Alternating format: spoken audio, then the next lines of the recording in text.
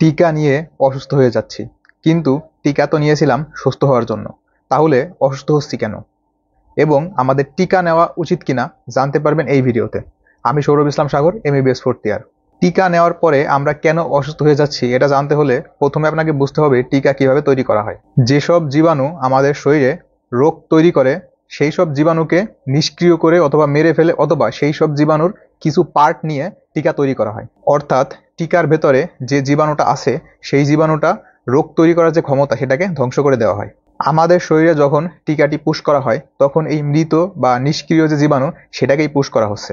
নিষ্ক্রিয় জীবাণুটি আমাদের বডিতে প্রবেশ করার পরে আমাদের বডির যে ইমিউন সিস্টেম আছে সেই ইমিউন সিস্টেম এই জীবাণুটাকে চিনে রাখে এবং তার এগেনস্টে অ্যান্টিবডি তৈরি করে।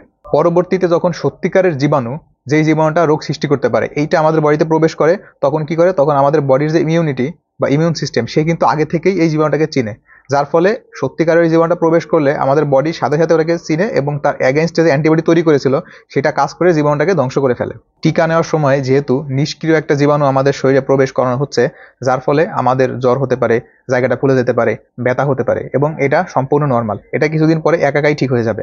কিন্তু টিকা নেওয়ার পরে যদি কোনো সিরিয়াস কমপ্লিকেশন হয়, যেটা লাখে একজনের হতেও পারে, নাও হতে পারে, যেমন টিকা নেওয়ার সাথে সাথে অ্যালার্জিক রিয়াকশন হলো বা তার শ্বাসকষ্ট শুরু হয়ে গেল, তাহলে সাথে সাথে তাকে পার্শ্ববর্তী হাসপাতালে নিয়ে যেতে হবে।